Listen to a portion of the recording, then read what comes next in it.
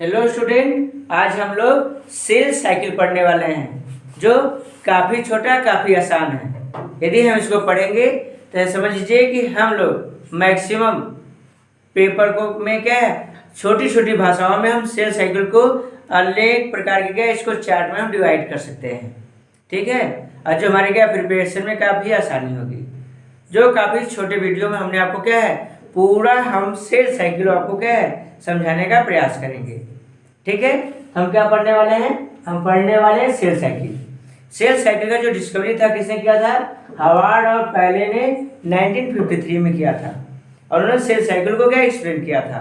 Cell cycle का मतलब क्या होता है, तो कहा था कि when a cycles are maintain the endemic or threatened amounts of any types of materials and renewable, या कह सकते हैं कि it against the renewal, मतलब कि कोई ऐसी मटेरियल की बात हो रही है जो खत्म हो गया है फिर से उसको प्राप्त किया जा सके, मतलब कि खत्म हुआ फिर से उसको प्राप्त कर सके, मतलब रिन्यूअल हो सके, हो हमेशा रिन्यूअल होता हो या अगेंस्ट होता हो।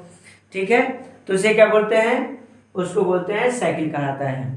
और इस साइकिल में क्या पढ़ने वाला है, सेल साइकिल पढ़ने वाला, मतलब कि जो सेल्स है वो ब्रेकअप हो गया है या टूट गई है या रैप्चर्ड हो गया था या किसी कारणवश यदि खराब हो रही थी, उसको हमने पुनः क्या किया है, फिर से उन्होंने उसको क्या गेटिंग बैक कर लिया है, तो उसे क्या बोलेंगे, सेल साइकिल कहा जाता है। सेल साइकिल क्या है, मतलब कोई टूटी हुई चीज क्या हो गई, पुनः रिन्यूअल हो गया था, क्या हो गया उसको पुनः रिन्यूअल हो गया, तो उसे क्या बोलेंगे, सेल साइकिल कहा जाएगा।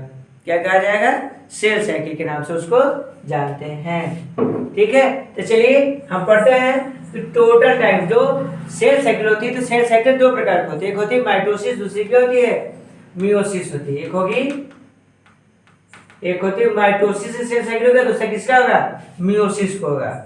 किसका होगा, एक माइटोसिस का होगा, दूसरा किसका होगा, मियोसिस का सेल साइकिल होगा। तो हम पहले किसका पढ़ेंगे, पहले हम पढ़ेंगे माइटोसिस का पढ़ेंगे। जो माइटोसिस सेल डिस्कवरी था किसने खोजा गया था, 1882 में किसने खोजा था, डब्ल्यू फ्लेमिंग ने खोजा था। तो माइटोसिस का मतलब क्या होता है, when a cell are divided into two equal daughter cell, when a cell are divided into two equal daughter cell are called cell mitosis division. Mitosis division का मतलब होता है क्या है, जब एक सेल दो टाइप्स में क्या है, दो बराबर भाग में क्या डिवाइड हो जाए, मतलब when a cell are divided into two equal dotted cell, when a cell are divided into two equal dotted cells are called mitosis. ठीक है, इट्स कंसिस्ट 10 to 30 आवर्स, ये टोटल कितना समय लगता है, 10 से 30 घंटे का समय लेता है। कितना लेगा, टोटल टाइम कितना लेगा ये, 10 से 30 घंटे का समय लेगा ये। और they are divided into two types, interphase and M phase. इसके पास कितने फेज होते हैं, दो, एक होता है इंटरफेज, दूसरा होता है एम फेज होता है। लेकिन यहाँ पे कितने अमाउंट्स डीएनए की आवश्यकता होगी, यहाँ पे डीएनए की आवश्यकता होगा 4 पिकोग्राम टू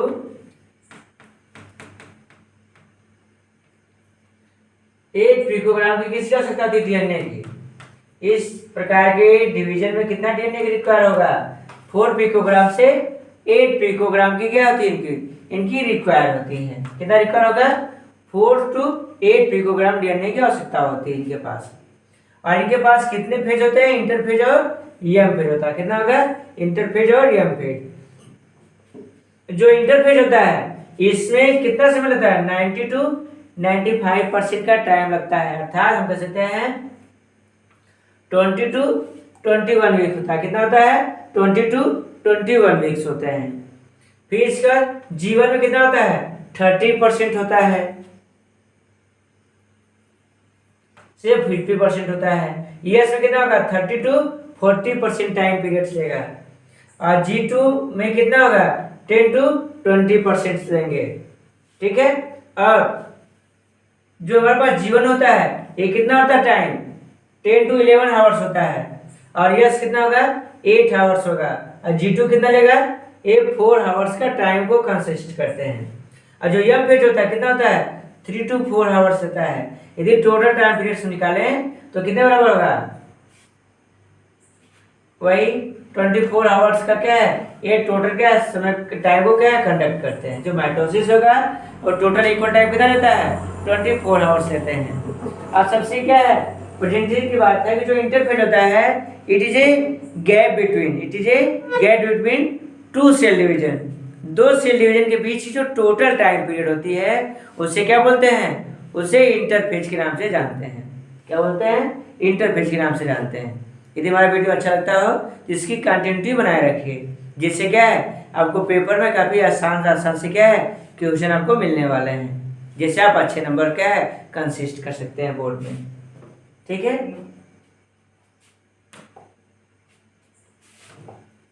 ठीक है। थोड़ा बड़ा भी टोटल टाइम कितना था इसके पास 10 to 30 आवर्स था। इंटरफेज में कितना था 90 to 95% इसने टाइम लिया। जीवन में 30 to 50%, यस में 30 to 40%, G2 में 10 to 20% और यम फेज में कितना था 5% to 10% का इसने क्या किया था टोटल टाइम को लिया था इसने।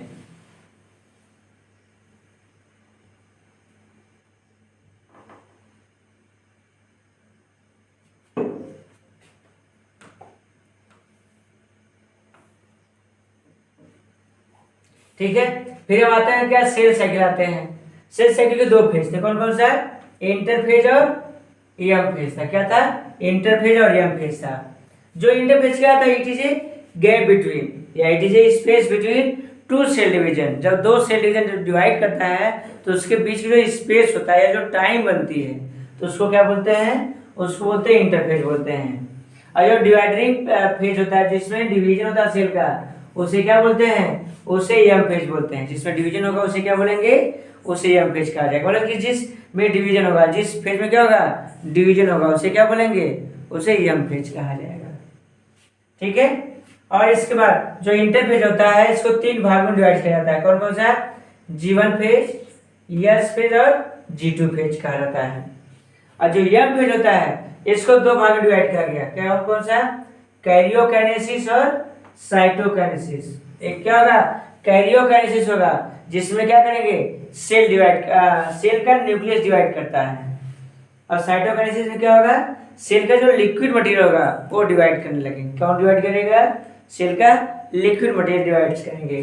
और जो कैरियोकाइनेसिस होता है कितने टाइप्स होते हैं, ये 4 टाइप्स होते हैं। कौन कौन सा, प्रोफेज, मेटाफेज, एनाफेज और टेलोफेज। कितने टाइप्स होंगे, 4। कौन कौन सा, प्रोफेज, मेटाफेज, एनाफेज और टेलोफेज होते हैं। और जो साइटोकाइनेसिस होता है यह दो होता है। कौन कौन सा, साइटोकाइनेसिस इन प्लांट और साइटोकाइनेसिस इन एनिमल्स होंगे। साइटोकाइनेसिस कितने होंगे, इन प्लांट और एनिमल्स में होंगे। और ये जो साइटोकाइनेसिस होती है ये प्लांट्स में क्या होता है, कुछ प्लांट्स में क्या है इसका रूल फॉलो नहीं होता है, जैसे कोकोनट की बात हो गया। ठीक है, फिर प्रोफेज को क्या है मेनी पार्ट्स डिवाइड किया गया है। पहले में है condensation of chromatids fibre and formation of chromosome. मतलब यहाँ पे क्या क्रोमोसोम का फॉर्मेशन कैसे होगा। फिर सेकंड है डीजनरेशन ऑफ न्यूक्लियस। यहाँ पे न्यूक्लियस का क्या है टूट के सेपरेट हो जाना। क्या, न्यूक्लियस का टूट के सेपरेट हो जाना। फिर आता है क्या है डीजनरेशन ऑफ न्यूक्लियर इन्वेलोप। डीजनरेशन की अवस्था क्या है, जो न्यूक्लियर का जो इन्वेलोप जो लिफाफा था या जो उसके बाहर का जो मेम्ब्रेन है, ठीक है, उसका डीजनरेशन हो जाना। क्या हो जाना, उसका डीजनरेशन होना।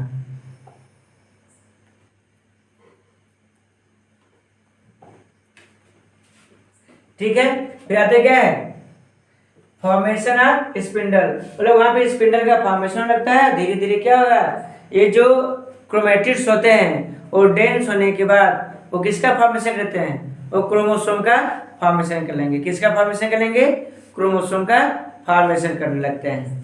ठीक है, फिर इसके बाद जो फॉर्मेशन ऑफ स्पिंडल है ये कितने टाइप्स हो जाते हैं, ये 4 टाइप्स हो जाते हैं। पहला जाता है कंटिन्यूअस कर सकते हैं, क्या कहते हैं पोलर स्पिंडल फाइबर कर सकते हैं।